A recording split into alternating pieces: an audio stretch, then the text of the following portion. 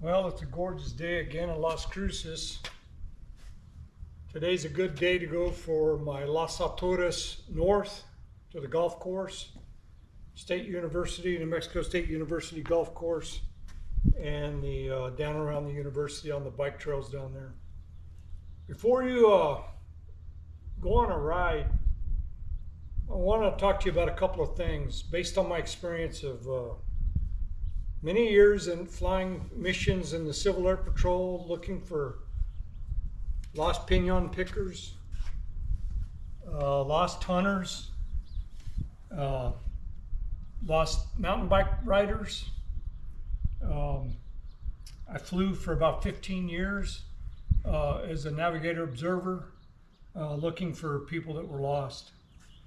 And I want to explain something to y'all that is important, especially if you ride for long distances.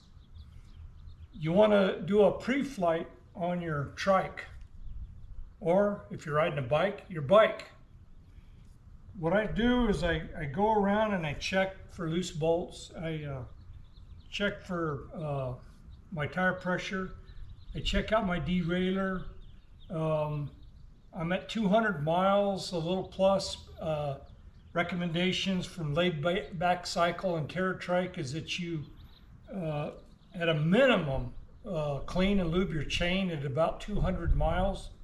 Depending on the area you live in, sandy, if you're off-road a lot. I don't ride this off-road. I stay on the pavement or the hard surfaces, very little gravel, but I do watch my chain. You want to go around and QC your bike, make sure everything's tight. You simply just got to touch stuff.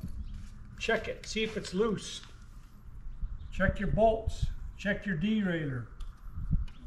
I already charged my USB lights because I ride with my lights on. You want to check to see if they're charged and if they're working.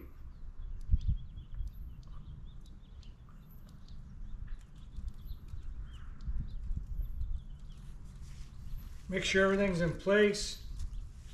Just touch it. It's important. Second part, after you do your pre-flight, and I didn't do a pre-flight, I was just kind of showing you. I'll do it myself without filming. Want to make sure you have your tools, have a tube, have a pump, have a cell phone, have all your water, maybe some snacks. The next thing you want to do is you want to file a flight plan with your family member, your wife, your kids, whoever that cares about you, and tell them where you're going. And stick to that plan. If you deviate, you need to inform the people that you told that I'm not going to where I said I go, I'm going here. I've already told my wife I'm going what roads I'm traveling. If I deviate too much from that plan, I'm going to let her know. After doing search and rescue for many years and being part of the Civil Air Patrol, and then working with the state police in New Mexico doing four-wheel drive search and rescue, those flight plans really matter because that's how they're going to base their search if you're way off grid.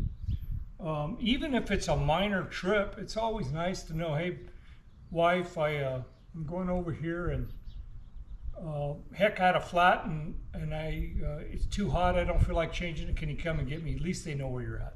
It's kind of important. Anyway, let's prep for Las Alturas North and let's have some fun.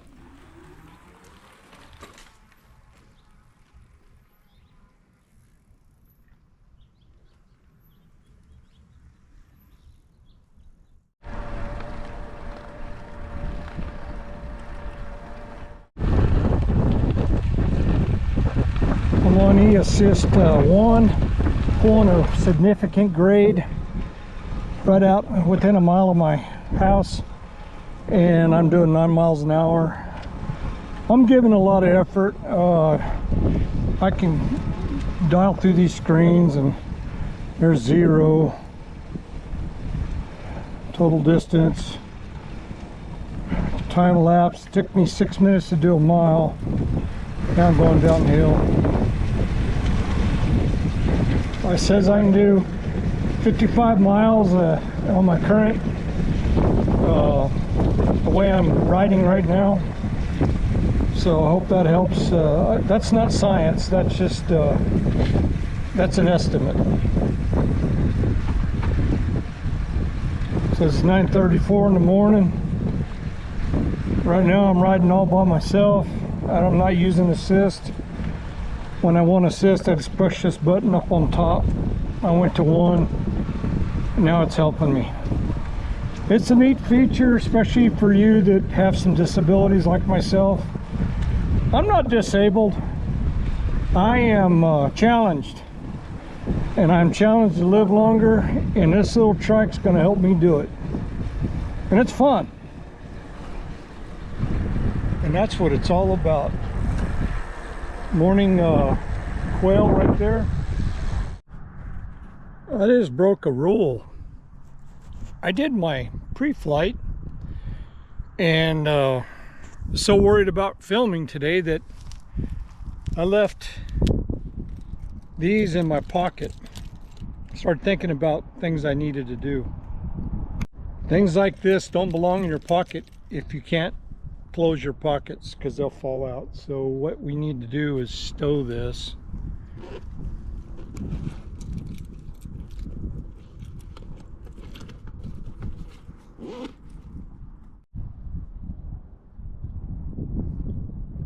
You want to travel with your lights flashing, even in the day. Make sure they're charged.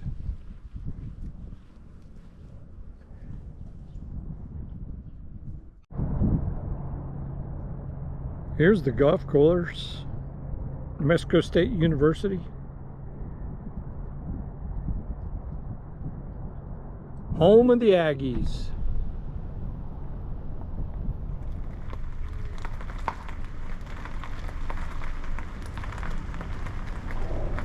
I wonder if they'd let me ride my trike on those cart trails in there.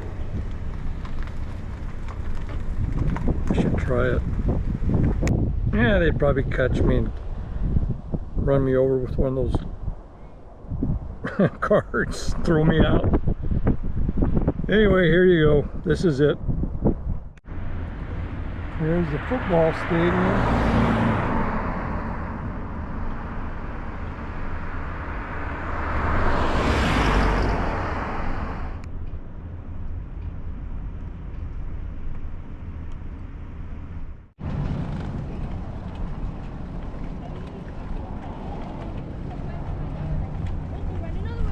What's going on? Hi.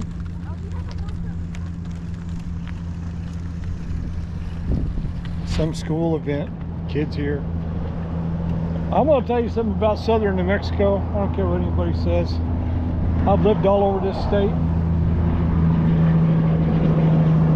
The people down here, the local people, not the transplants, the local people, are some of the nicest people.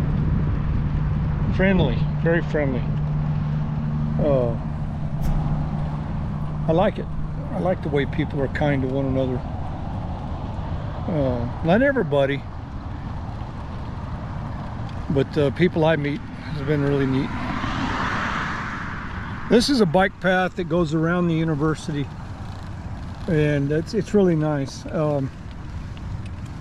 I appreciate it that they did that. You're not out on the road. There's bike trails around here that are on the road, but this one's a walking bike trail, and it skirts it completely around the university.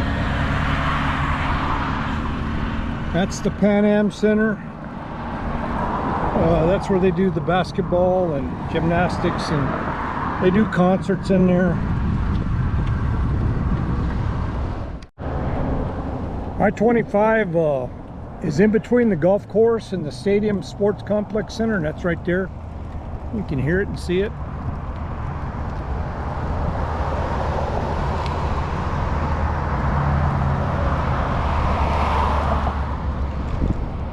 Of course, the Oregon Mountains majestically standing in the background.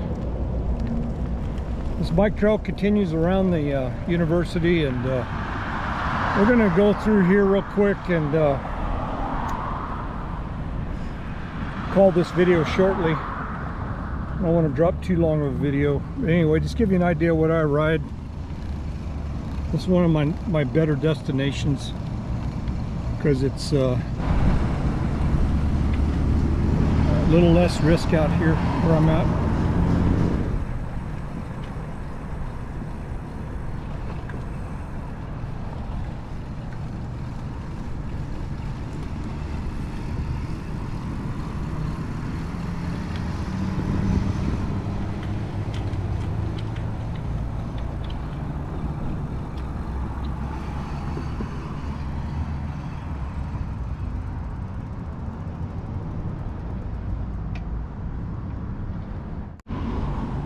So they've got a really cool roundabout right here that is set up to keep me out of traffic.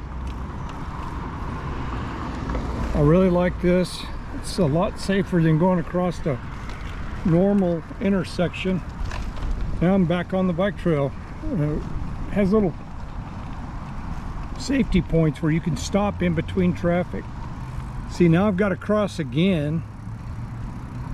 But look how slick this is. You can go that way on the bike trail, or I can go straight. So I just have to look around, make sure nobody's coming, and drive right across. Well thought out, well engineered. Now I'm back on a bike trail.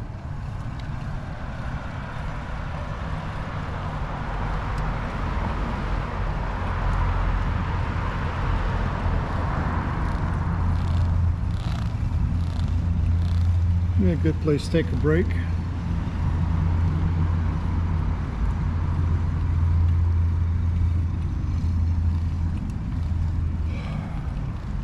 This bike trail continues from here and parallels I-25 north back along I-25, and I haven't ridden it totally. Always loud cars down here because of the kids in the university. They gotta have loud Mustangs. Whatever. I was the same way when I was a kid. Anyway, this bike trail continues on for quite a ways, all the way through Las Cruces out the other side. Dedicated bike trail. And then I understand that it heads due east, paralleling I-70, I believe. I haven't ridden out there. I gotta go scope that out. I'll do that in a future ride. But anyway, I appreciate y'all today. Have a safe day, and we'll catch you on the next ride. Oh yeah, I forgot to ask. Do you believe in ghosts? Interesting. Well, don't let me lead you down the primrose path or bamboozle you, but on my next adventure, we're going to Mesilla Valley. I'm going to take you to two haunts, the Double Eagle Bar and Restaurant and the Fountain House. We're going to go to both of them, tour of them if I can. We're going to go around the plaza and this beautiful little sleepy area known as Mesilla, New Mexico. And I'm going to take you by where Billy the Kid was held in jail, waiting trial. Just in time for Halloween.